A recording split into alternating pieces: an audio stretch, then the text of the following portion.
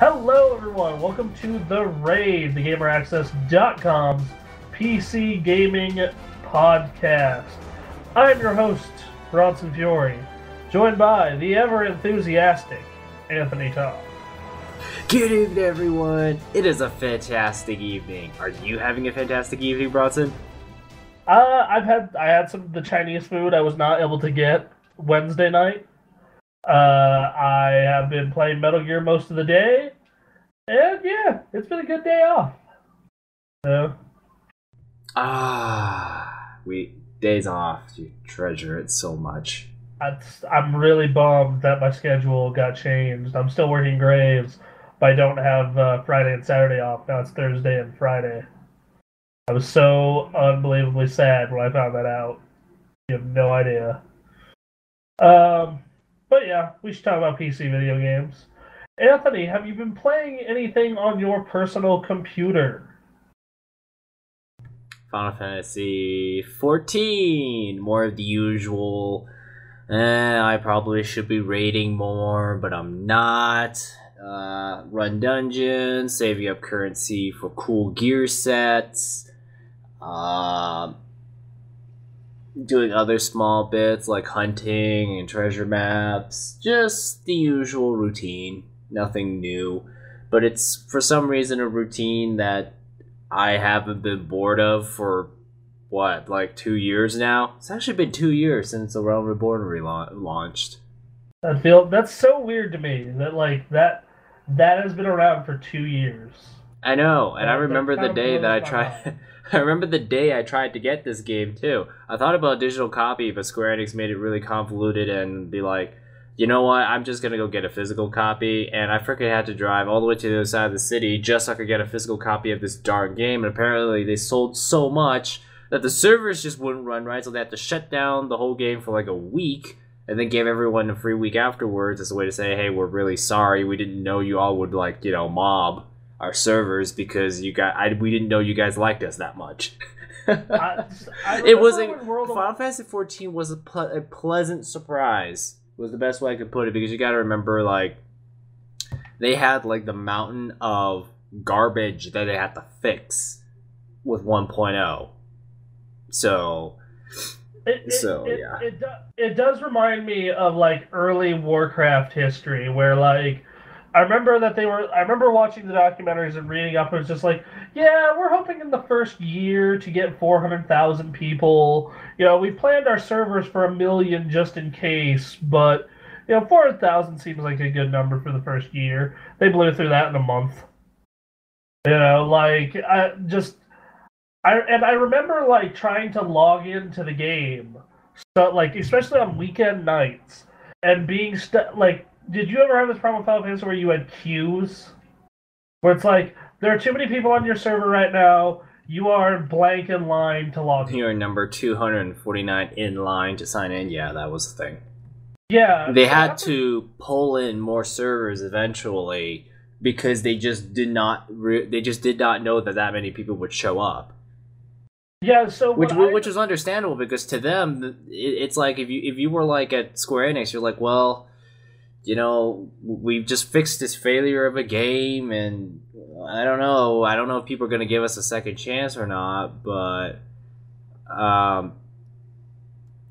let's just be careful and not, like, spend too much money on servers. I feel Blizzard did the same thing back in the day, because they're like, oh, okay, we're competing against EverQuest 2, we're the new guys, we think we have a cool game, but...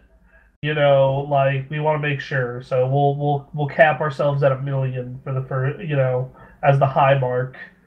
And man, there were points where they had to stop selling the game because they didn't have the equipment for that many accounts. And I remember, like, what I would do is I'd get home from school, and then in my freshman year of high school, get home from football practice. And I would log on to the game. First thing I did, because I knew there was going to be a queue time, so I could get through my homework while I was waiting on the queue. Yeah, see, I play as a tank, so I never have this... What is this thing called queue? No. Someone explained to me the concept of 45-minute queue times. No, this was to log into the game. Oh. Damn. Yeah, this was like, you are like 200th in line, bro, because we have so many people pounding our servers, and your server is overpopulated. So wait for 200 some odd people to get in before you. Have fun with your wait. Yeah, back in the day,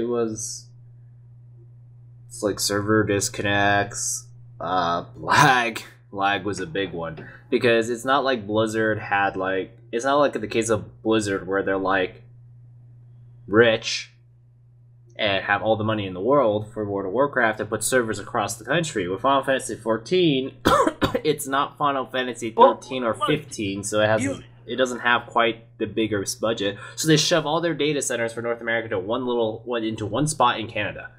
Well, like, you gotta remember, it was the same way with early Warcraft because it wasn't that big game yet. So, like, I remember you would go through like Ironforge or like any major, like the two major towns, Horde, Orgrimmar, Alliance, Ironforge, and you would just be walking through lag. Oh man, I've got a great lag story, and anyone who's played this game 2 years ago will definitely know what I'm talking about. So, there's this fight in the game called Titan Hard Mode, and back in the day it was actually hard mode, and the thing that makes it really hard is that you have to know the rotation of the boss, and the thing is that if you didn't dodge, you could get punched off the ledge, or there could be a giant circle earthquake underneath you that could kill you if you don't run out of it. And this makes it more difficult because if people are closely clumped together, that means that there's a lot of earthquake spots stacked on top of each other, and if you don't get out, well, you're almost certain to die. And freaking healers have to work their butts off for it, and freaking a lot of people. And the thing that made it really hard was the lag, because you only maybe have like about a second or a second and a half from when you see that giant puddle to get out right now. But the lag made it more difficult, so you know, it pissed a lot of people off. Square Enix since then has kind of worked on it, but back in the day, that lag just pissed people off. Reaction time, people. Oh man, like, I remember that during that, like, I remember I upgraded my computer because of Ironforge lag. Like, I was like, it has to be the computer, my connection's great, the servers can't be this bad. I throw a gig of RAM in it, and it's still lagging. And like, no, it is in fact the fact that the server is, you know, like, just being bogged down by so many people on at the same time in the same place. Yeah, but yeah, I'm back. Like I've said before, I'm back on WoW. This week, from the 2nd to the 7th, they're doing a time walking event for Wrath of the Lich King. So you do the Wrath of the Lich King dungeons scaled to level 100, and you get special stuff for them. Okay. It's a good way to like go back and enjoy those dungeons, but like there are some people who started in Kata or started in Pandaria or even started with Warlords, and man, some of those people have no idea what some of these mechanics are, and it's really funny seeing their reactions to some stuff. Such as when you there's this one boss in Utgard, I believe it's Utgard Pinnacle. And what you need to do is he'll keep spawning ads that you have to take harpoons off and shoot him out of the sky. But they didn't know about this, so I am just continually tanking more and more and more ads as they try and figure out what to do with the boss and why he isn't in range, and lighting everyone on fire. Gotcha. That would be like the equivalent of me explaining to people, so here's how you do Ultimate Hard Mode. You don't just bolt into the orbs because you're just gonna kill all of us. But yeah, that so yeah, you get a lot of cool stuff. I know that I'm personally trying to save for a zombie horse. I'm pretty pro zombie horse. I'm also farming for my zombie dragon, which some of the words that like. So I've been trying to solo ICC heroic, which has been going well except for 2 fights. One fight because what it does is you have to have a healer, and only one of my classes heals that I have as high enough level to do that. And it is the most annoying shit ever, having to go into trade, be like, I need a healer for this one thing that'll take you like 2 seconds, but none of you want to do it. But I've been lucky enough to have guildies, and one of my really good friends started playing again. So I've had help with that, but it's just so annoying being like, I literally can't do this fight by myself. It is impossible.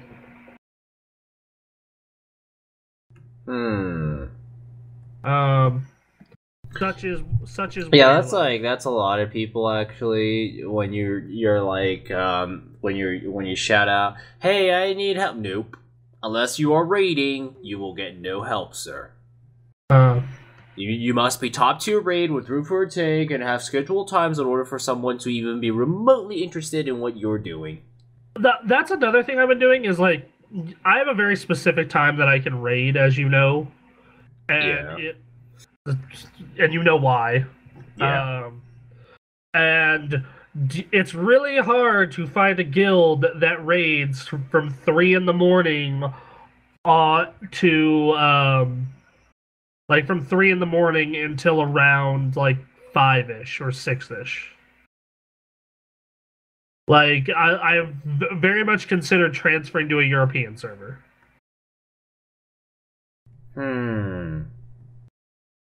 So for me, it's not really a case of finding times. It's like, how do I put this? It's like the hassle is pretty ridiculous sometimes because it's like, yeah, I'm looking for a raid group. Well, you need to be like A1 Savage Rank certified with this and this and this and this and have skill experience. It's almost like finding a job because it's like really. Like, so and the thing is that, you know, obviously there are times when you kind of look around and everyone gets quite cliquey about things, and not to mention I've kind of ran across in my experience some pretty lousy raid leaders because, like, for example, like normally the thing that normally happens is that if you show up late, well, if you show up way too late, well, they're gonna start without you, and then. You know, I've heard stories about how this person is. Oh well, I expect everybody to be on time, and then people don't show up. I'm like, well, actually, we're alternating. Well, actually, this, and I'm just like, how come everything's being found out after the fact? Like that's just bad raid leadership. You got to get people to show up on time, and then we're gonna do what you said we're going to do instead of jumping back and forth and snubbing people out. So here was our policy when I was a raid leader and a guild leader, like. You show up on time, or I go pug your spot unless we 100% can't find someone. Like, I'll give you a 10-minute window, like, because I understand that, like, you can't always make it, like, exactly on time, but you get a 10-minute window. After that 10-minute window, I find someone else, be it from the guild or a pug, and if I cannot find a pug or someone from the guild, then we'll bring you back on, pretty much completely out of desperation. For me, it was a really, really, really generous 30-minute window because, freaking, do you know how hard it is to try and schedule 8 people to show up on the same time on one night of the week? That's already hard enough as it is. I don't even know how people who, like, freaking do high-end raiding have jobs and actually have time. Well, actually, right? You know what? They all work during the day. That probably explains it. But it's sometimes I look like, every time I sit down to do a raid, it's always like, first off, it's hard enough to figure out one day in the week that everyone can show up on, and then it's even harder to figure out a time at night for everyone to show up because for like no one's gonna ever do mornings. Afternoons are out of the question unless you're on the Pacific Coast doing 5 p.m. So that way on the East Coast it is like 8 p.m. it's just really hard to find a day and a time. So that's just like why raiding is just kind of a bit of a hassle. It's just trying to find a single night that you all could get together. And if everyone has jobs, that makes it even more complicated because, you know, it's not like everyone here is a middle-aged, you know, person who works a Monday to Friday 9 to 5 schedule. Don't we all wish? Don't we all wish that we had regular weekdays with an 8 to 5 schedule? I would murder to have like an 11 to 7 Monday through Friday. That is the dream. Yeah, but a lot of people, it's just like, oh, this person works during the day shift, this person works night shift, this person works early morning shift. It's like, so when are you all available? I don't know. So basically, the FC policy is, oh, we'll just get people together when we can, if anyone's ever interested. Which, like, so we really get nothing done. Like, I actually don't raid very often in this game. I used to, but let's just say that wiping 30 times a night is not a very fun way of using my time. And this is exactly why LFR was a thing. Like, this is exactly like. And, you know, I approve of, like, having stuff like Alexander, like, normal mode, because it's like, I may not raid, but I can still appreciate the story, whereas in 2.0, yeah, I understand Coil was a lot more exclusive and special for those who have time for it, but it just kind of shut everyone else out until, like, the next expansion comes out when everyone can over-level and then go back into that place over-geared to try and take it out. I think about, like I said, when I was a hardcore raider and I did the raiding scene and I was a guild master and I had all these titles and achievements and shit, and I look back on that, right? And I look back on those, you know, that game, and I'm like, okay, I was playing every single night of the week, or about 5 nights a week, because I would occasionally take breaks, and I was logging on for at least like, guild management in itself was at least an hour of, okay, check the bank, check to see if all the officers are doing their job, etc., etc., etc. Okay, now what fight are we doing this week? We're doing the first wing of ICC, and we're going to attempt Ruby Sanctum. Obviously, this is just off the top of my head. I don't know. Anyway, okay, so that means I have to go online, look up those fights, see what raid configuration I can have for those fights.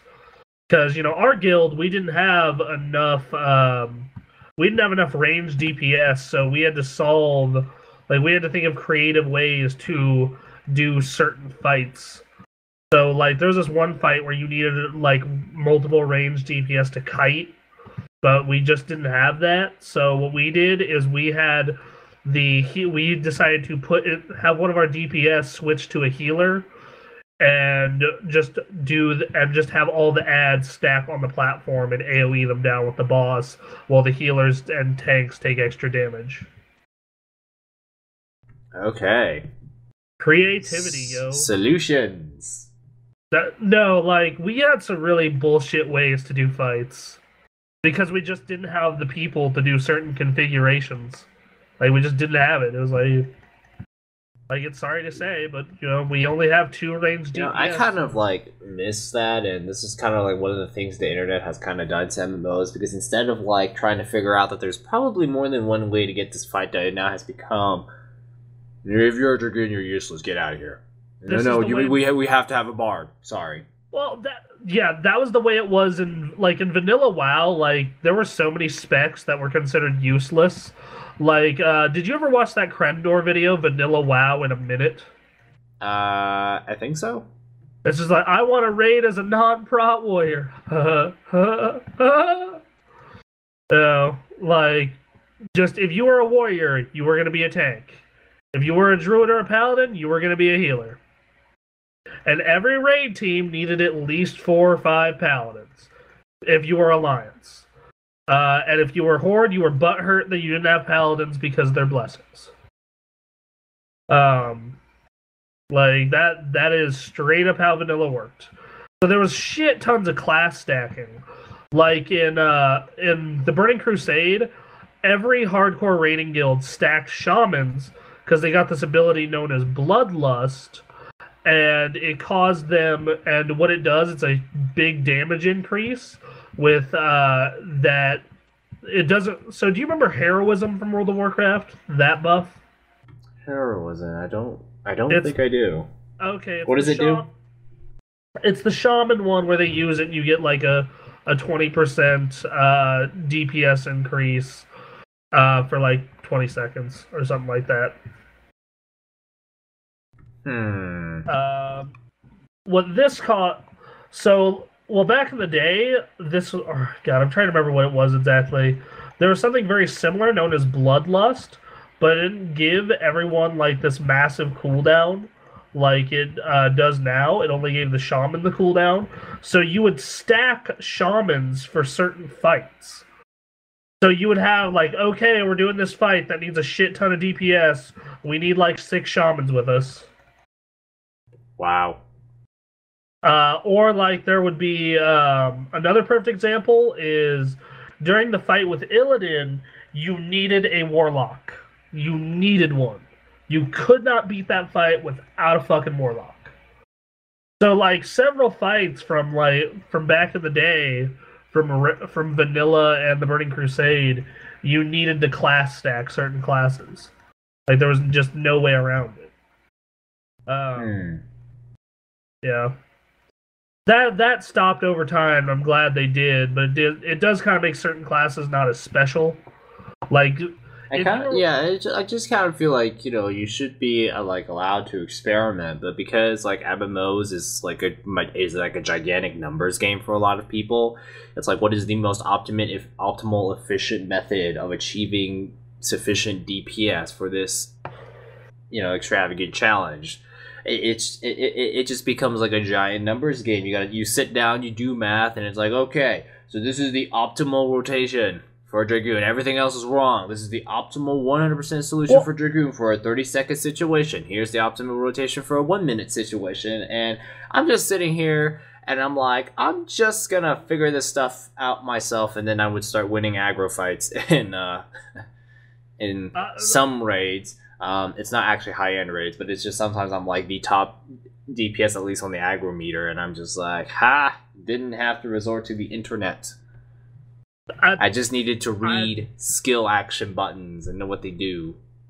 Yeah, like there are some cases where you like. I think it also depends on class, and I find tanking, at least in WoW, it's a lot easier to just read abilities and go from that. Versus like my mage, I have to read DPS guides. Same thing with my Death Knight and Paladin. But my warrior, I'm just like, are you kidding me? It tells you how much threat each move generates. This isn't hard, guys. I feel like a lot could be solved if you like sit down and you take maybe about 3 or 5 minutes to read what each button does. Yeah. Because like they tell you which moves combo with which moves, at least in Final Fantasy XIV, so you can order up your hotbars so you can, you know, hit those buttons efficiently. And I just tend to like think like 5 steps ahead. I'm like, oh no, I am running low on the equivalent of mana, and I need mana to keep aggro, so I'm going to use these certain moves to regenerate my mana because I do have sufficient aggro so far, and I'm going to need more mana to make more aggro because, oh my goodness, these AoEs are from these mages are ridiculous. Oh my goodness, lasers. Oh my goodness, giant fireballs. Oh my goodness, I need more aggro now. I think, well, see, the problem with Vanilla and Burning Crusade, though, it wasn't like this was the optimal way to do this. This was you literally had to do it this way. Because the mechanics make you. Like, the only way you could tank Illidan is either you had nothing but shadow resistance gear, or not Illidan, but this one phase of the fight with Illidan, or if you had a warlock. Those are the only ways you could do that, like, the only ways you could do that portion of that fight. Just like how Gruul, you needed spell steal. I forgot what the reason was, but you needed it. Which, if you were that class, that was super awesome, right? Like, it was like, oh yeah, I'm the mage in this fight against Gruul, I have to do this thing, and no one else can do this thing, so I'm important. But if you are a guild that lacks that class for whatever reason, then you are screwed. Though back then, it also wasn't as hard to stack classes because guilds, like, it's not like it is now where you have 20 mans and 10 mans and and 25 mans. It's back in the day, there are 25-man raids. And before that, there are 40-man raids. Period. I think in Final Fantasy 14, it wasn't a case of you only had to have one class. It's kind of more like your classes could work. It's just kind of a little. What's the best way I could put this? If you were solo tank, if you needed a tank for one enemy, you would need a paladin because of all his defensive buffs will help him survive against one enemy. If you had if you had trash pulls and that kind of stuff, a warrior works best because they have a lot of AoEs that generate lots of aggro. If you wanted instantaneous stab power, you would go Dragoon or Monk or Ninja. If you needed DOTs, you have a Summoner. If you need magic that's bam, you have a Black Mage, so you have Fire. It's kind of it's more slightly different play styles. I'm pretty sure you could tank the toughest raid as a warrior, but a paladin would do slightly better in that case. But it's not a case of you can only finish this fight as a paladin. Obviously, if you have 4 black mages, that's probably not going to work out too well. But yeah, that's another thing. Back in vanilla, spell resistance was a thing. So all right. So you remember Ragnaros and Molten Core, right? Yeah. So Ragnaros, if you were a mage, you could not take that. You could not DPS that place in fire spec. You would use fire spells and everything would be immune to it. So you had to go frost. God, I completely forgot about that. Thank you for reminding me, Anthony. I was just feeding pets was a thing. They took that away eventually, but I remember at the beginning of Cataclysm, you had to feed your pet, or else your pet didn't do as much damage. Feeding pets, Warlocks use stones to do anything. Oh my god, just it has become more about in a way it kind of takes away from the individual classes a little bit. Because they used to have class quests too. Warriors, you had to do it. So now as a warrior, you just get defensive stance at a certain level. You just get it. Same with gladiator stance. You just get that stance, and you can switch between them. But back in the day, you had to do a quest to get it. Same thing with paladins with their resurrection ability. If you want to bring back the dead, you want to res spell as a paladin, you have to finish this level 10 quest. Yeah, that was also God. That's yeah. Final Fantasy 14 does that same thing. It's finish this quest and get a new skill bud. I remember I was leveling a healer class, and I hit level 50, I hit level 50, and I'm yes, I've reached the level cap. I'm gonna go run and heal this this 24-man raid that I absolutely love running in, and I'm yay. And then I realize, hang on, I don't have Lustrate on my Scholar, and it's Lustrate is basically the insta heal button. So it's like Flash of Light. Yeah, it's an insta-heal button, so obviously you have 3 stacks of Aether Flow that you can get, and Lustrate uses one of those stacks to get you an insta-heal, which is great for saving people out in a pinch, so you don't have any cast time. And I couldn't find the button for it, and I'm is this a button on the pet? Because you have fairy pets to help you heal, and I'm just where's the Lustrate button? And then I realized at the last boss, when we got to the last boss, I'm oh wait, I forgot to do the quest to get it. So I spent that whole raid healing people without the insta-heal button, so that was fun.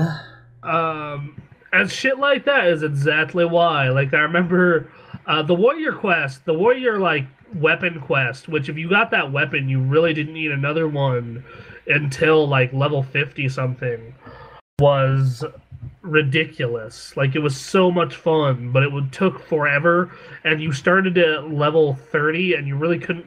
Realistically, you couldn't finish it until level 35 unless you had help. Um, oh man, there were a lot of those. Like, I remember early on, questing in the game was very like they they didn't have enough quests in the game to hit level cap when the game first came out. They obviously fixed man. So you needed to grind a lot. Like a lot. Not near like they added more quests in patches and stuff, and eventually it was you could go 1 to 60 doing nothing but questing.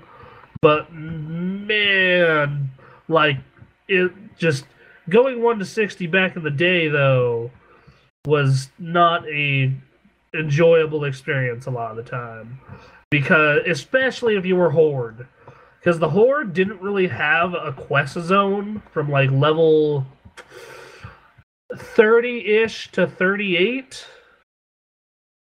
So they just kind of had to grind or find people to do dungeons with them.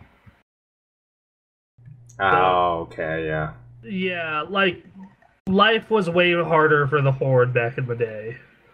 Now everything's balanced and even for both factions. Oh, you didn't think things were hard enough? Time to find Rexar! Oh, God. Should I tell the story of what that was? Yeah. Okay. Might as well, since we're on the topic of the Horde didn't really have it easy back in the day. Yeah, so you're aware of the big dragon Anixia. We ran her. She's a joke now. Like, I solo her on all my characters that are level 90 or higher. And what ended up happening back in the day, there was these things known as attunements. Do you have these in Final Fantasy? Attunements, well, I'll describe what they are. What they are is you need to do a quest line or a series of quests before you can go inside the raid. So you have to. Okay. So you. So, like in the case of Anixia, like the whole reason that quest happened, that I showed you that quest line, was because that was what you needed to do to be able to raid Anixia. So okay, so the attunement, you have to get items. So it's a quest chain. So it's a quest. So it's a quest chain. You do things, and bam, you've unlocked the dungeon. Yes, basically, it's a quest chain, so you can do that raid. Yeah, I guess Final Fantasy would have things like that, but it's probably not as elaborate. Okay, so I'll explain both sides of this quest, because the Alliance version was better, but it still kind of sucked. It was better, but it sucked. That's the best way I can describe it. Man, a lot of things in MMOs get really grindy, because you kind of have to set it up for those who have way too much time. Anyway, what happened is so you go in, so you kill these black dragons out in the Burning Steppes as like a level 52 quest, and be like, yo, bro, there's a dude who went missing in Blackrock Depths. Go rescue him. So you go to the prison wing of Blackrock Depths, which is the worst instance in the entire game, and I still believe that. It's like, even after they quote-unquote fixed it, it's still a horribly long maze that's like torture. The fact that you have to go there for Brewfest hurts my soul. Sorry, I have things to say about Blackrock Depths. Yeah. Was I ever there? I don't think I ever ran you through that horrible fucking place. I just know that we ran the one that had the Jenkins thing. Yeah, no, that was yeah, I'll go into that a little bit too, because Ubers is not great. Ubers is pretty horrible, actually. Mostly because of that damn video, by the way. Because people who are funny try and recreate that video, and it just pisses everyone off. Or they used to. Now you can't recreate it. But so you go inside Blackrock Depths, you find this dude, well, you kill this boss, you get the key, you open his cell, you fight your way out, you go back up to the Burning Steppes, you turn in the quest, you go back to that dungeon because he forgot something, get something there, and get out. Alright, Now you go to Stormwind, fight this ridiculous fight against you find out Onyxia has been posing as like a high-ranking official, and then she transforms, and you have a fight with her and a bunch of her guards in the city. Okay. It was actually pretty sweet, especially if there are people in Stormwind, they'd come and help you. So you would just have like this fight in like the throne room of Stormwind, just Onyxia, a bunch of her guards, then she'd fly off. And then it's like, whoa, we need to go kill Onyxia. But first, to get into her lair, we need this amulet. Otherwise, it won't let us in. And it's like, all right, that's cool. How do I get the amulet? Well, you need Drax blood from Upper Blackrock Spire. And you're like, all right, I'll go to Upper Blackrock Spire. Well, it's a 15-man raid, so you need to be level 60. Or no, 10-man. Sorry, 10-man. Was it 10 or 15? Oh well. I'm sure I'll remember it later. And then after that, but to get into that, so not only do you need to hit 60, which you probably should be if you're already farming for the Onyxia key, you need to go into Lower Blackrock Spire to get the key for Upper Blackrock Spire, which there is no guarantee it will drop. And there are 3 parts of it, so you need to down every boss. So you need to go into Lobers, which is also a hellish, ridiculously long 5-man, so you can get the key to Ubers, a 15-man. Then once you're in Ubers, Upper Blackrock Spire, this new internet video has suddenly taken hold called Leroy Jenkins. And people try and act like Leroy, and they aggro everything. But somehow you make it past that, you kill Dracasath, and you can finally go run Onyxia. Oh boy. And that was just the Alliance side. That was the easy one. Oh boy. Yeah. No, but years late, like, I didn't have a Horde character, so when I found out, I had a good friend of mine who played Horde. He had an Orc Warrior. And he would tell me about stuff going, like the Horde stuff, and I'm like, man, that sounds horrible. But anyway, the Horde version. Oh, God. All right, so the Horde version. I'm gonna try and get this as best I can. You go talk to this dude. You go talk to, I believe it's Rexar. You go do a quest. He tells you go talk to Thrall and Orgrimmar. You go talk to Thrall. He tells you go talk to this other person on the other end of the planet. They proceed to tell you to go talk to Rexar again, but you have to go find him. And he just randomly walks around Desolace. So he can be anywhere in the zone. So you will ask people, where is he? And because they are trolls, they will tell you the wrong answer. So you just have to wander around Desolace, praying to find him. And then he's like, yo, we need this Black Dragon crap. Or we need this stuff from Melinda. Go talk to her. Which is in Western Plaguelands. On the other side of the planet. So you go to the Western Plaguelands, and she's like, yo, I need you to go to Blackrock Spire and down the bosses. And you do. And she... So, you go kill the bosses. And then you come back, and she's like, I need more Black Dragon Eyes. So you go back, and you kill more of them. Then she's like, I need you to go talk to this dragon in this cave, by Theramore, which is on the other side of the damn planet, and talk to this dragon. Here's this dragon costume that I made from all that dragon crap you turned in. So you proceed to do that. Oh, God, this just feels like torture sometimes, I swear. Mm-hmm. Anyway, you turn that stuff in, or you go talk to him, and he's like, hey, I need these dragons dead. And you need a group for all the dragons. So one's green, one's blue, and one's red. You go kill them all. And then you come back to him, and he's like, I need one more dead. And by then you better hope your group's not disbanded, or you have to go into trade chat and be like, looking for group, stupid bronze dragon on the other side of the planet. Then you kill him, and he gives you a reward, And then you go talk to her again, and she's like, I need you to go find Rexar. So you go find Rexar. Again. Then he sends you to Upper Blackrock Spire. Again. And then finally, you do Upper Blackrock Spire, and you have the stupid amulet to go do it.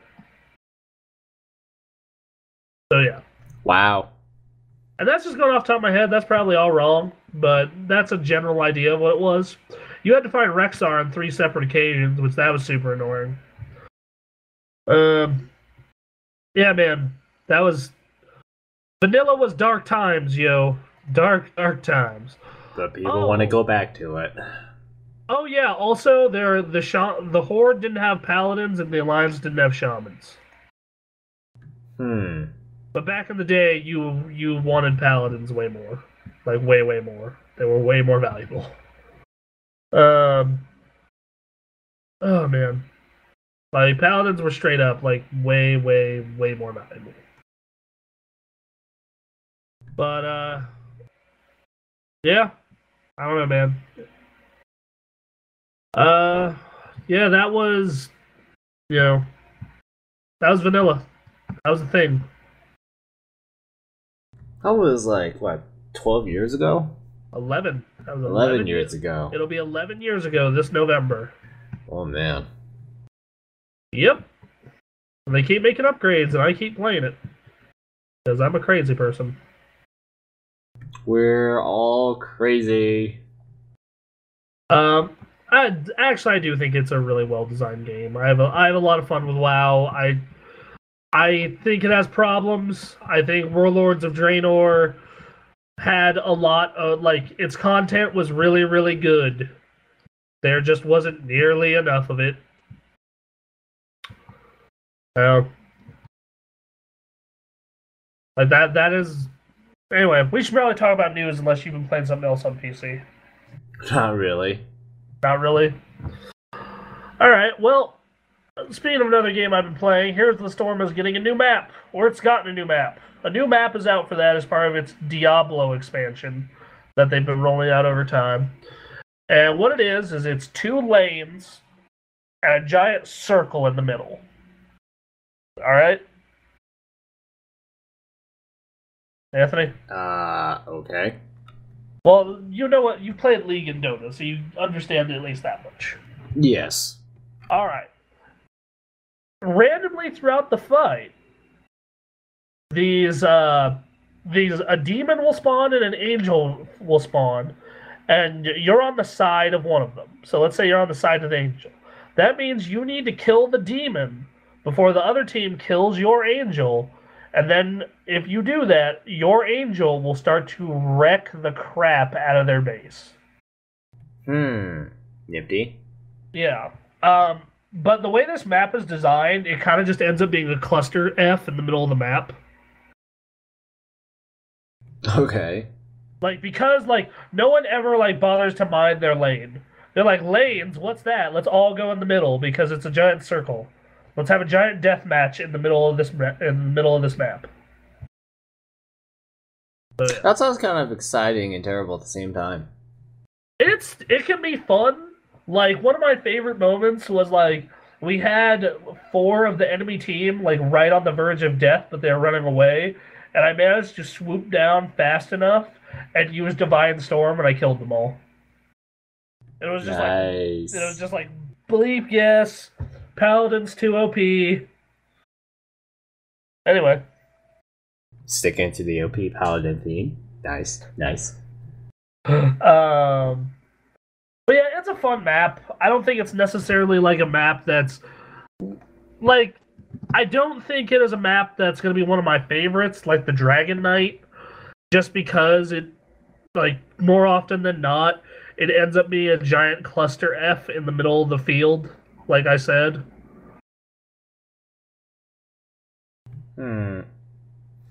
Yeah, don't know if that's exactly... It sounds awesome, but terrible at the same time. Because it's like, oh, deathmatch, but then it just kind of goes against how the game's supposed to work.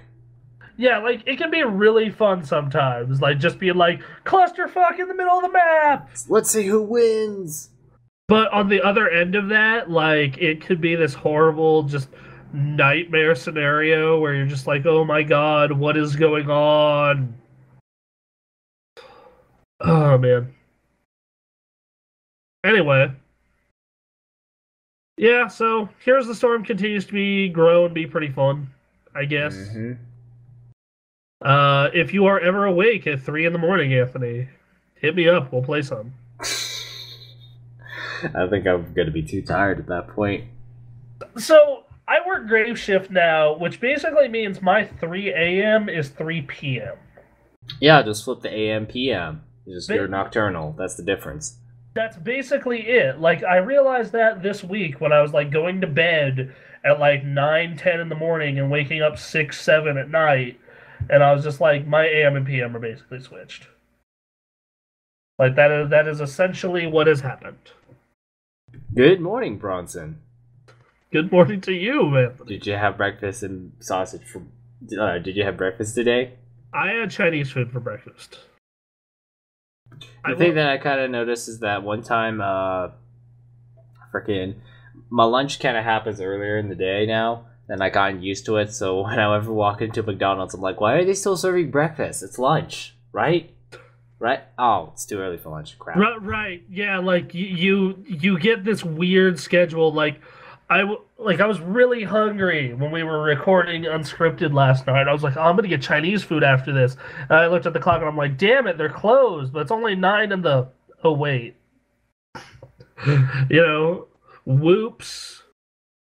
And it's the other way around too. Like I'll get off work and it'll be like 8 in the morning. I'll be like, oh man, I'm so hungry. Let's go get dinner. And like every restaurant is closed. Every single one of them. So yeah. Hashtag grave life.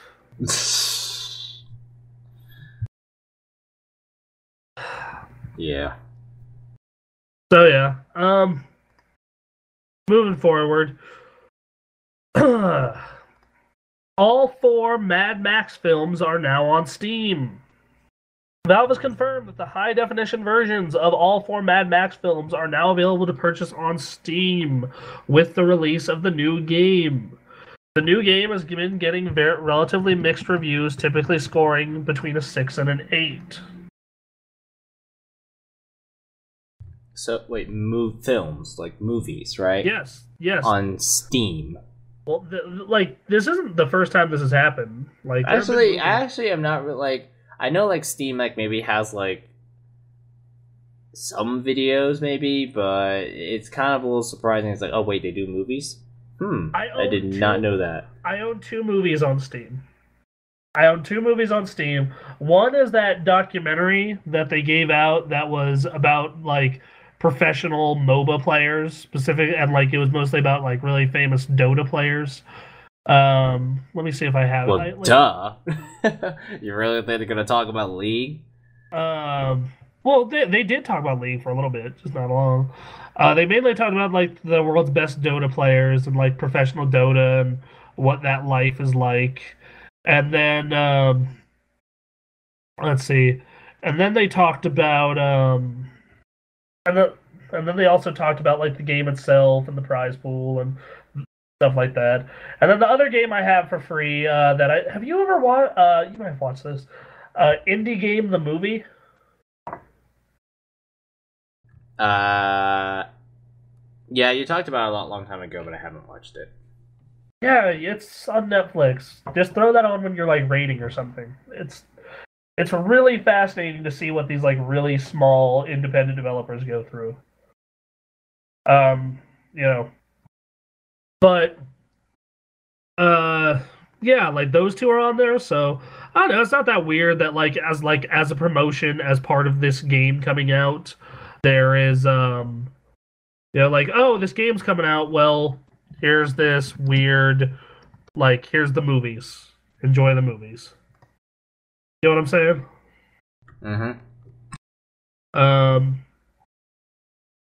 Yeah, and you can get the game and all the movies for $106. So that clocks in. So yeah, that's about $10 a film, which that's not too bad. They're $12 a film. which for high def versions, that's not too bad, especially because they're DRM free. So you can do with them whatever the hell you want. Okay. But Mad Max, yeah, that game's reviews have been relatively skewed. Like some are saying 8s, some are saying 6s. There's a low of a 5. Ray seems to really like it because he's been playing it in another room. Me, I've been like, what? No, Metal Gear, Metal Gear, Metal Gear. Yes, Metal Gear. Metal Gear. Metal Gear Solid 5, the Phantom Pain technical. Oh my god, I need to memorize that last 3 words. Technical espionage action. Or operations. They changed it. Tactical espionage operations, yes. They changed it. They changed it. That's why I had to check. Hold on, let me. Yeah, they did. Holy shit. I just had to pull out my Metal Gear 3 box that's on my shelf. I was like, wait, has it always been like that? No, they changed it. Cool. Alright, well, tactical espionage operations. No. Speaking of that game, people have been running it on PC and it's been doing pretty well. Like, people with settings as low as a 650M have been able to run it on medium. Getting that is pretty efficient. Getting 30 frames. And it's a really good looking game too. I don't know, what's your opinion? Metal Gear? Honestly, I've only finished like prologue and chapter 1? Like where you rescue... It's like the first I finished the first section of the desert. Where you rescue the dude? I rescued the dude, but after that I pretty much stopped there because life. Yeah, like today is my day off, so I woke up around like 4 in the afternoon, and then I played some last night before I went to bed, so I'm a solid 7 or so missions in. That 6th mission is incredibly difficult. You will need a supply drop at one point, most likely. Anyway. Wait, it's really difficult? It is hard. If you don't want to get caught anywhere. If you don't care about getting caught, just take a sniper rifle and kill them. Speaking of Metal Gear, there's this... I like how they did this. So you know how some games make fun of you for being a chicken? Yeah. I went into the settings before I started the game, and apparently I have a chicken hat mode you can switch on. And I don't know if that actually puts a chicken hat on you, but basically what it does... It does. It puts a chicken hat on you, and it makes the game way easier. Yeah, so basically you can go unnoticed 3 times. So, or at least I think it said 3 times. But yes, if you wanted to be a chicken, you can turn that mode on. I don't know why. And the game will remind you that you are a chicken. Like, I've been having fun, like, just... One of my favorite things to do is, like, go around a base, set up C4 on all their communications towers, sneak out, blow the C4, they set off the alert, but they can't contact any other bases. And it's just like, they have no reinforcements, and they're just trapped there with you, and you're the ultimate predator. That sounds almost like a Batman thing right there. That is a Batman thing right there. Like, you are, like, I'm just straight up just beating the crap out of these people. And I've unlocked the thing where you can scan people, and it tells you their attributes, so you can know whether you want to kidnap them or not after you knock them out. Kidnapping? Okay, yeah, I'm not that far into the game, so I don't have exactly all the gadgets and tools yet.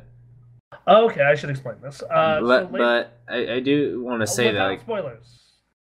Yeah, I do want to say that from a gameplay perspective, at least, without all the fancy pants tools, meeting up the prologue, it's really interesting because in Metal Gear 4, you have all this stuff to tell you. There's enemies doing this. There's enemies doing this. You can hear footsteps here, do footsteps there. But because Metal Gear 5 takes place in the 80s. You don't exactly have that fancy sci-fi text. You actually have to take out your binoculars, look at a base, and scan and, you know, pin out each person. And if you don't see a person, well, you're not going to see them, and they could be around that corner and see you, and you're like... That has screwed me on several occasions. Yeah, you try and see everyone, but obviously there are guys behind walls, so, you know, so you can only track those that you have marked. So yeah, I would only mark 2 or 3 guys because that's all I could see from where I was. But I would miss quite a lot hiding around the other corner. So, after that mission you did, they tell you all about Mother Base and building a base and maintaining a base and growing a base. And for this, you need men. You need to capture men. So when you knock people out, you can have them recovered and taken back to your base, and they have different attributes to do different things. But some of them, especially early on, really, really suck. So you need to. So what I did is I invested in binoculars that if I focus on them long enough, it scans their attributes and it tells me if they're good at anything. Okay. So now I'm just getting super especially now that I have a full base and have to start getting rid of people, I'm super picky about who I recruit. Yeah, I haven't got to that part yet. I'm probably way behind at the moment. They give you the base in the very next mission. Oh, goody. Yeah, and then you don't get to fully run it and everything until 5 or 6. Okay, gotcha. So, gotcha. I'm on 7 right now, and I've done 2 side missions. Yeah, so yeah, it's a great game, and it's really well optimized. I haven't been playing the PC version, but hearing how well it's optimized makes me want to try the PC version on my machine. Because like I said, 765M isn't a bad card, but it's definitely going to be outdated pretty soon here. So until I can build my new rig next year, I am very much in the camp of, well, if I can, I'm very cautious about PC games I buy. It's one of the reasons I haven't bought Evolve. Branching to our next news story. Ooh. Evolve is free this weekend on Steam. Oh. I should try that out. Yeah. It was a big thing at E3, but after that, I didn't really hear about it too much. I was hoping, I remember the E3 that it came out, or the E3 before it was coming out, our first E3 that you and I went to. There was, they had a huge line, and I wanted me, you, Kyrie, and Bremen to all go play as a team building exercise. And I asked him how long was the line. It was 3 hours, and I was like, nope, we'll go do something else. We'll go sit on the couches in the Indie Mega booth and chill.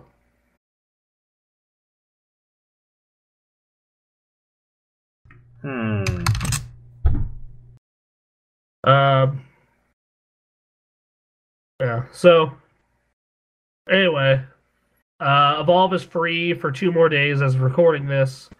So by the time you hear this, you have a day to play it. So if you want or a day and a half. Because Saturday. Oh, right. So yeah. You got a day and a half to play it. So go enjoy Evolve.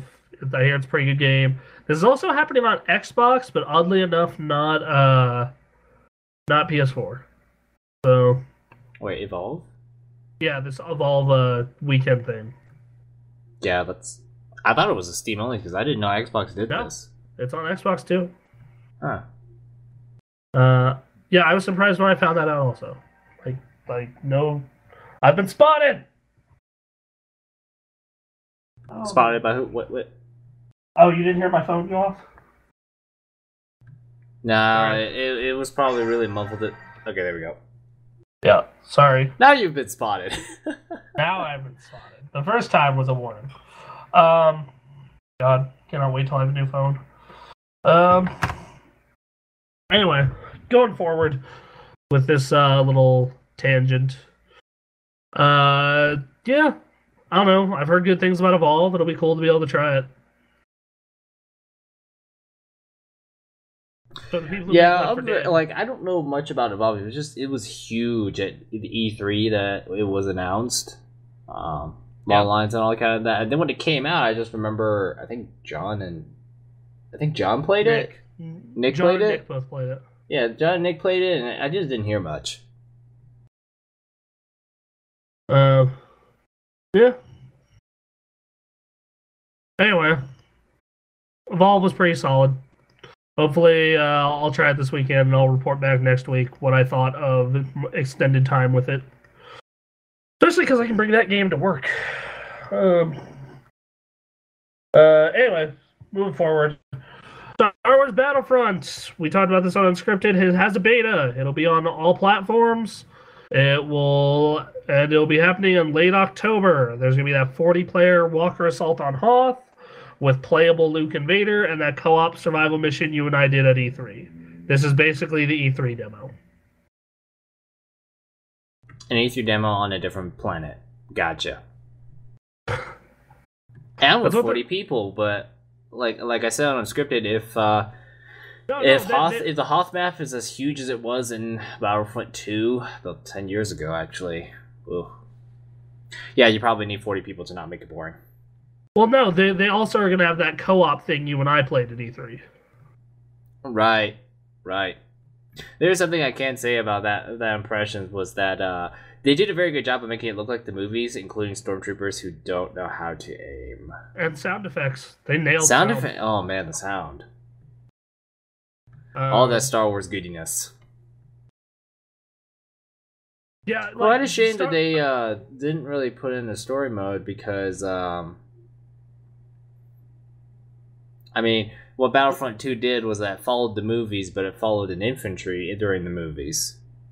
The 501st. So that was cool. Yeah, I really thought that was really interesting. I really like the way the Star Wars universe is set up. You know, like I really like the Star Wars universe. I'm wildly entertained by it in a lot of cases. But that said, I hope they don't expand the universe too much because, man, that's how Star Wars got ruined pretty fast the first time. Anyway, moving forward. Nuketown is coming back in Black Ops 3. So, the fan favorite from Call of Duty Black Ops 1 and Black Ops 2 is coming back in Black Ops 3.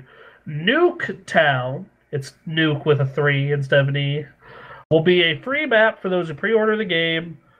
Nuketown maps have a special place in Call of Duty multiplayer history, and we can't wait to build upon that heritage in Black Ops 3, said the head of Treyarch. We carefully adapted the design of the map to make sure that it fit our new movement system, but also make sure that we retain the spirit and the fun that made fans fall in love with it in the first place.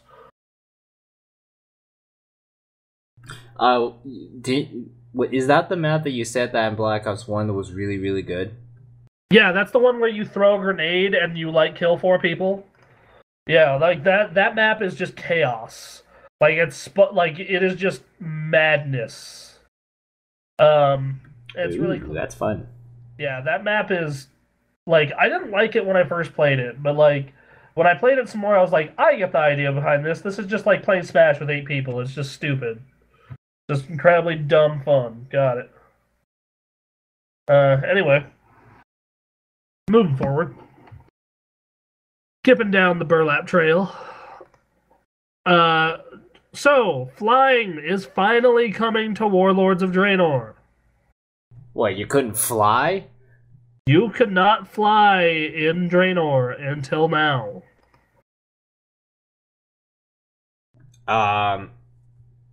Okay. Anthony is very bewildered at this news. I am bewildered because I thought, in Pandaria, once you hit the level cap and got your license or made enough money, oh look, you can fly Pandaria! And I'm just sitting here and I'm like, wait, you couldn't fly in Draenor until almost the end of it? What? Yeah, okay, so... look, I understood why they made it so you couldn't fly at first. They want you to experience the continent, walk everywhere, that's cool. I get it. But, I don't know why they locked it away until now, but... the only benefit to it is it did get me to walk around the continent and explore more, I guess, which that was nice. Sort of. Alright. But to get flying, unlike every other Warcraft thing where you just went and paid for it, this is locked behind a quest chain. Okay, so in Final Fantasy XIV Heavensward, you could fly pretty quickly. All you have to do is... get a flying mount of some kind, whether it is an add-on to your chocobo or or a flying mount that like a griffin or a dragon. And what you had to do was you had to walk on foot and find these things called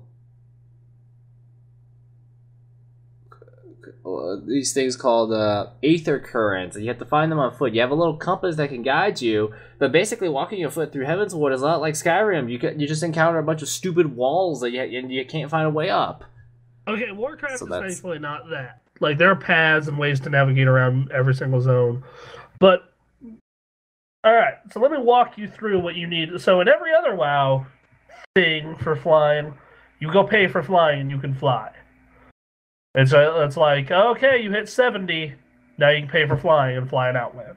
You hit 77, now you can fly in Northrend. You hit 85, now you can fly even faster around the normal continents. You hit 90, now you can fly around Pandaria if you pay for it. But no, this has been locked away, and now it's locked behind a quest chain. Which is lengthy, I'd add. Alright. Are you ready for this, Anthony? Are you ready to hear if you want to fly in Draenor? I like to see what it takes to get this license. Alright, this is what you need if you want to get your Draenor flying license. It's crazy. There are over 200 treasures scattered across the zones that make up Draenor, which are highly sought-after toys, battle pets, etc. In order to qualify for flying, you need to loot at least 100 of them from all the zones in Draenor. You'll get the achievement Master Treasure Hunter. Part 2, Quest Like the Best. Each Draenor zone that you quest through has a main storyline and a series of quests that takes you around the whole zone. You must complete all these. Hey, that one I have done already. So, that one's easy. Okay, so you have to get, find 200 treasures? You need to find 100 of the 200 treasures in Draenor. Okay. So you need to find treasures, and then you need to do... You complete all the story quests for Draenor, which you should be able to do leveling 90 to 100. You might miss one or two, but you'll mostly get it done. Okay. Then you need to do the following quests along with up to 4 others in a party. These are daily quests that you get at your command table at your garrison at level 2 or 3, and all of them but Assault on the Pit can be purchased as scouting missives from your garrison quartermaster. Part 4, and this is the part that made me say, screw it, I'm just not going to fly in Draenor until they patch it in that I can buy it. Because you know that's going to happen. You'll need to reach Revered with 3 10 on jungle factions, including the Saber Stalkers, the Order of the Awakened, and then Alliance will have to do the Hand of the Prophet, while the Horde will trust Vol'jin's Headhunters. Each of these factions has a presence into non-jungle story quest lines and daily quests that you can use to build reputation. Part 5. Explore all of Draenor. That's kind of a given. So yeah. Yeah, that means they have to all be unlocked on the map. So that makes sense.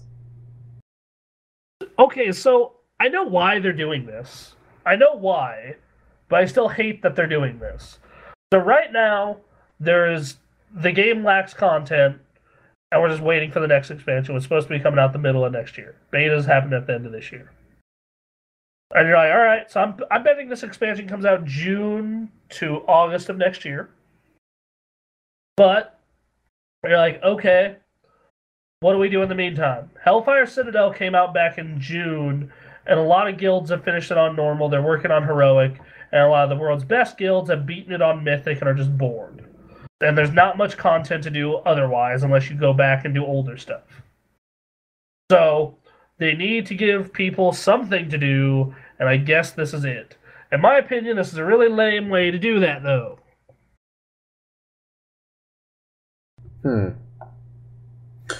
Yeah. I don't know, it's just like that whole factions thing seems extremely time-consuming. Yeah. Rep grinding sucks.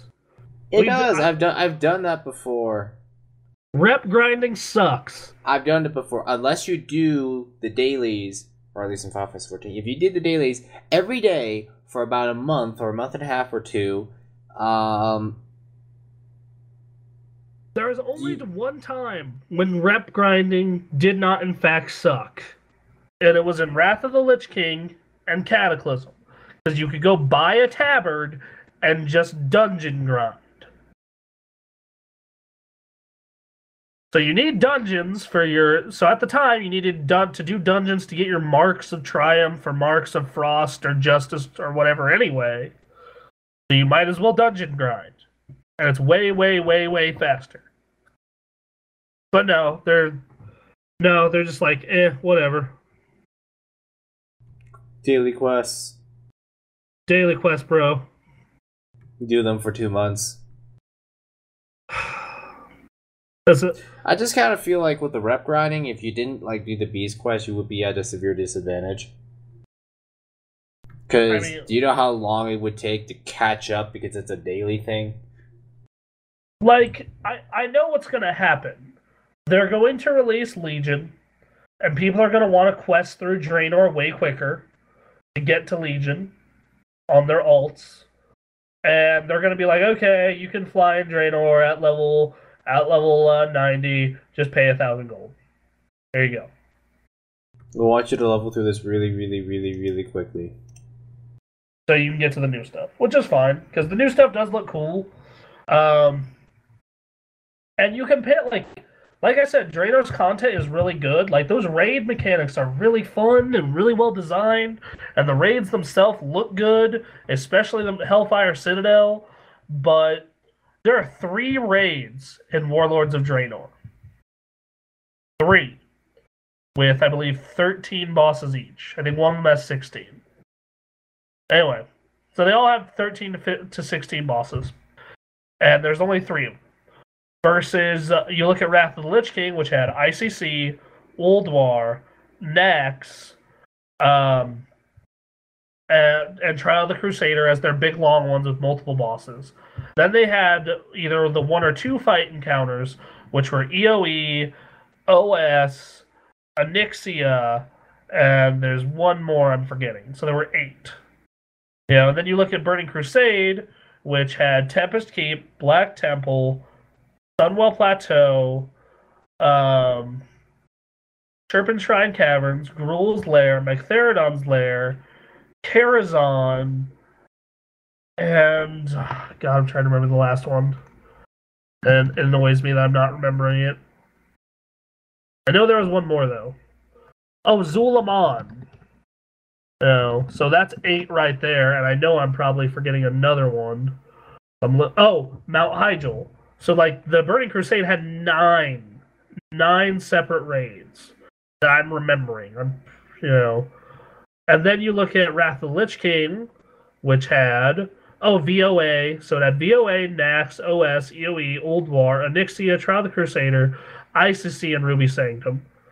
Then Kata had 6. And then Pandaria had 5. But Pandaria also had really awesome world bosses. And one of its raids was super long. But no, the current, what we're getting in Draenor is 3 raids. Just 3. Yeah, that's a problem. Big problem. 3 raids. That's barely anything. That is barely anything. So, yeah. I hope Legion fixes this. I really hope that Draenor was a really well-designed placeholder for Legion. That is what I'm hoping. Because that's, because Pandaria felt like this big, expansive, well-put-together thing, even if there was too much rep grind. Cataclysm had its issues, but it was still this big thing. Burning Crusade and Wrath were huge. Draenor, just there's not enough. It was really interesting because I remember before it came out, it was all this hype surrounding it, saying this is the return to the old days, or kinda return to the old days. They this is the thing that will help WoW recover, and they already started. I was okay, fine. You don't like pandas, fine. We're gonna be so hard. We're gonna go back in time to a planet before it blow up. this is how awesome it's gonna be. Well, so let me tell you, like, the content is really good. Like, the stuff that is there, but there's just not enough of it. And I'm looking at this trailer for Legion, and everything they've showed so far looks way more in depth and way bigger than Draenor.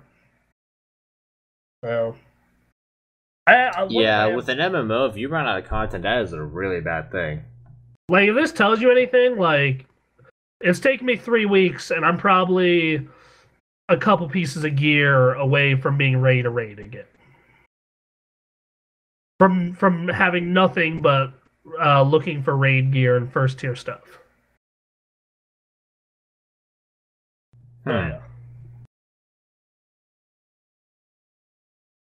So yeah.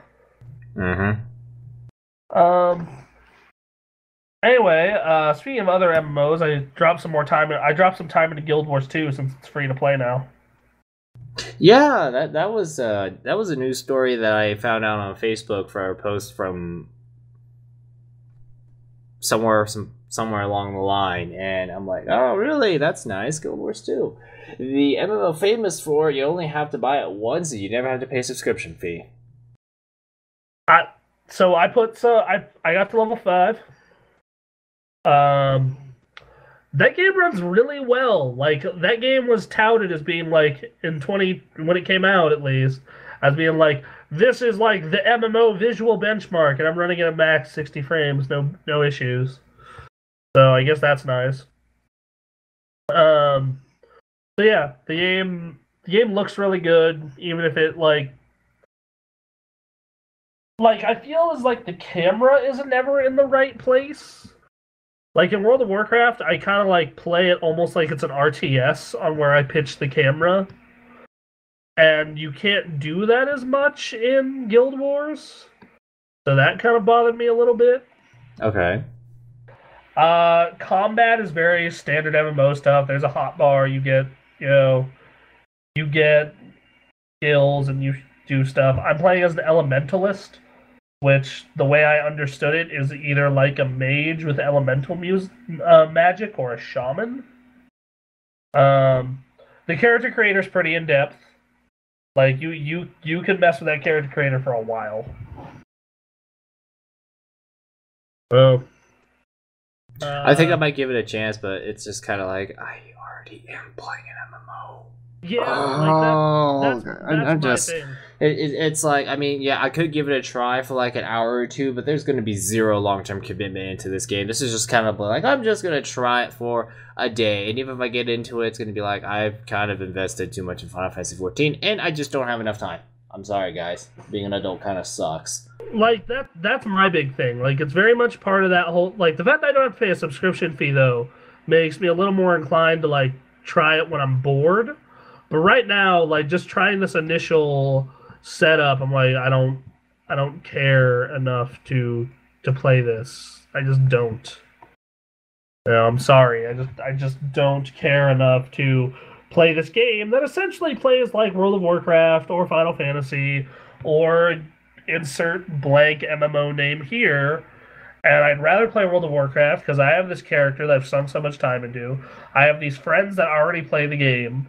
I love the lore already. Like, I'm mad invested in the story and the lore already.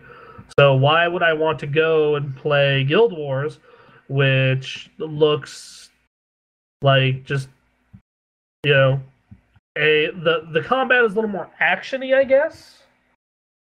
Like, there's a little more movement to it. It's a little more snap. But even then, like, I'm playing this, I'm like, this is very much a standard MMO setup here. So, like, I have no real reason to want to keep playing this, I guess. I mean, I'm sure it appeals to some people because this is like one of the things about MMOs, because it's like World of Warcraft isn't the only MMO. Yeah, it's the biggest one. No. And it's just like for example, for me, I highly respect Warcraft. I played a lot of Cataclysm, and despite the fact that everyone's like, oh, we're like casuals, I'm just like, this is really good. But, it doesn't I would say, like, I mean, I wasn't there for Wrath of the Lich King, but Cataclysm was really good, but I just just couldn't get into WoW passionately. Like, it's like, yeah, it's highly respectful. I could play it a month at a time, and Mists of Pandaria is pretty nice, but I just really don't care that much. It's a really good game, and yeah, it probably does deserve all the subscription numbers. But really, I would rather play Final Fantasy XIV because it has the art style I'm really drawn to, has incredible music, and it doesn't play horribly. I mean, yeah, it's a very standard MMO with a Final Fantasy look, but that's really what I'm looking for. Like, I played both betas for Final Fantasy. I haven't played the full game yet. I believe they have a trial. I don't know. I've considered buying the game to give it a shot. And I've played Guild Wars. I try almost every MMO, and I always end up coming back to Warcraft because they all play like WoW in some way or another.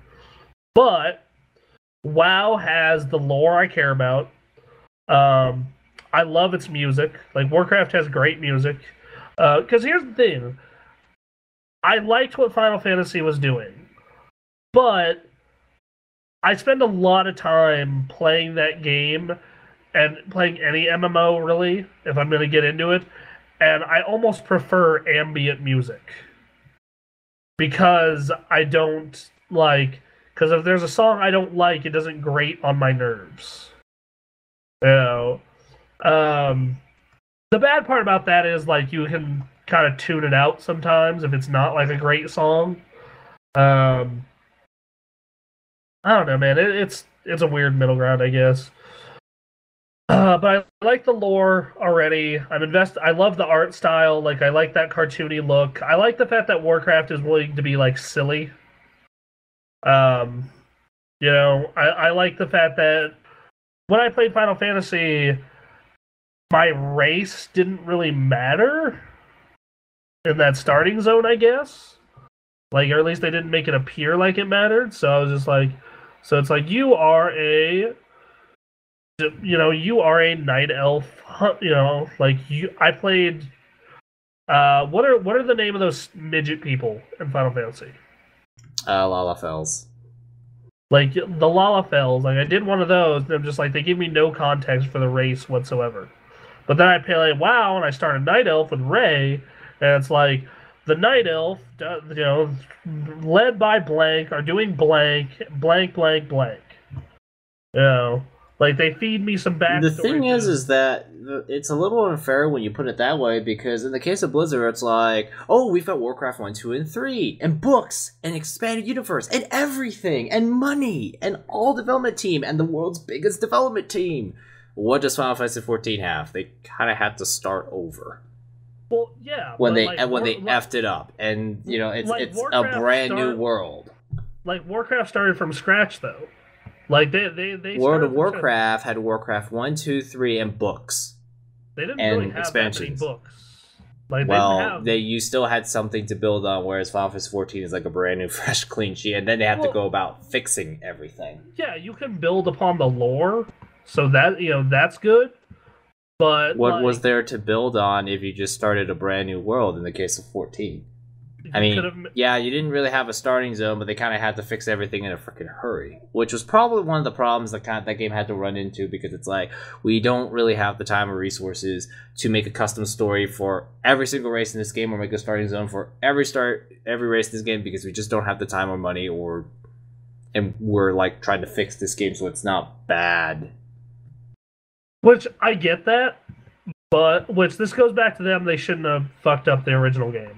Like, that, because I was actually really interested in the Final Fantasy XIV. Like, I was legitimately pretty interested in that game, but then they decided to screw everything up pretty horribly. You know, like, and then, like, they put out a Realm Reborn, which looked cool, but, you know, like, why would I do this when I'm already enjoying the current MMO I'm playing? I guess. Why should I go back to Warcraft if I like Final Fantasy XIV? I can make an argument for that. Like, you could, but I still wouldn't come back. Yeah. There you go. But still, like, I feel as though those races could have been characterized more. Like, that is something I feel they could have done. I'm aware that game has problems, and it doesn't quite have the same amount of gigantic, colossal lore depth, but what MMO really does have. I mean, like, maybe Star Wars, but that's Star Wars. Yeah, DCOU, like you could DC Universe, like Yeah. the one with a licensed property. EQ has a pretty expansive world, but like it's one of those cases where then you have to play EverQuest. Which that sounds horrible, but you know, it's kind of true. Um, yeah, man, I don't know. Like I like what Final Fantasy is doing in a lot of ways, but I think the MMO genre needs it desperately needs someone to go in and reinvent the wheel. Like Blizzard came in and kind of reinvented the wheel by saying, no, this doesn't have to be like this incomprehensible thing. Like this can be something the average player can enjoy. And ever since, it has just been everyone, including Blizzard, kind of like following that template. You know what I'm saying? Yeah, I think I do. Because go back and read about original EverQuest. Go back and read about original EverQuest. You'll be like, oh god, even vanilla WoW sounds tame compared to this. Yeah, what was like one of the things that you actually told me a lot about? You would lose experience and level if you die. You could de-level. If you die enough, you will lose enough experience to de-level. That was a thing. There were many things like that. You could de-level. That was one of them. So that was a thing that could happen. There was the fact that you could alright, so Anthony, let's say you were playing a priest in EverQuest. Let's pretend. Okay. There was this quest, part of the process to get the priest legendary item, where you had to sit and wait for a boss that spawned once every 48 hours. And it could be at any time during those 48 hours. So it could be 4:42 a.m. on Christmas Day. Yep. You just have to be sitting there at 4 a.m. and hope that enough of your friends / guildmates are on to come help you kill it, or else someone is going to steal it. Not only that, to add on to this, there were these ads, these giants, that would spawn every 12 hours. So someone would have to come and help you clear out these giants every 12 hours. How do people put up with this? Dude, there was a lot of shit. Like, I encourage you to go read about old EverQuest. It is... Sometimes I almost want to say it's like, if you have the ability, time, and commitment to raid in a game, and you've run out of stuff to raid, and you're really bored, I suggest you raid life. I'm not saying that as to, try and be a smartass or anything. If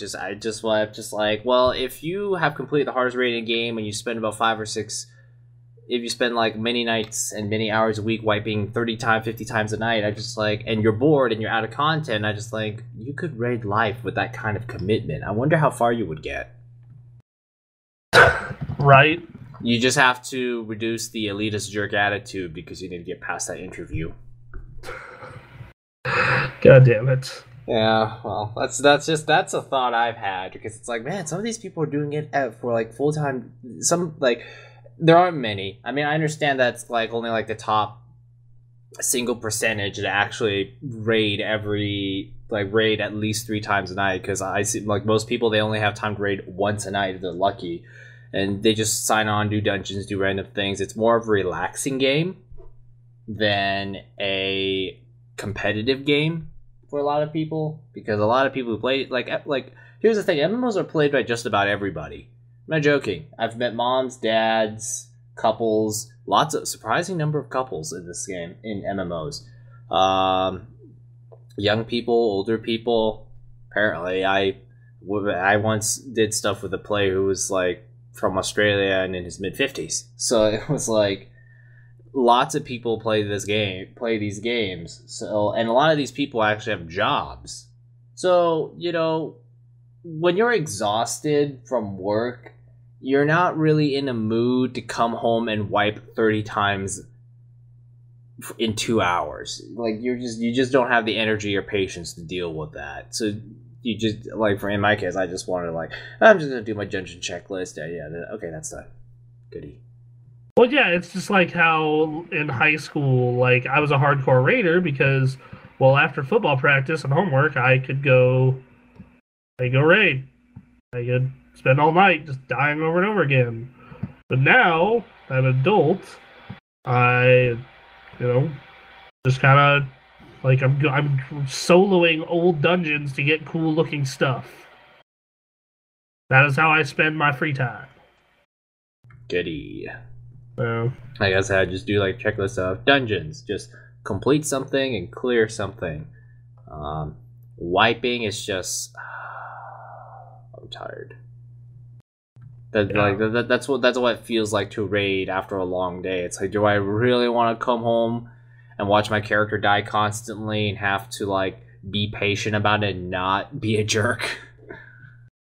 Or am I just gonna go do this thing that's actually entertaining? Can you imagine coming home from retail and now you have to deal with more headaches?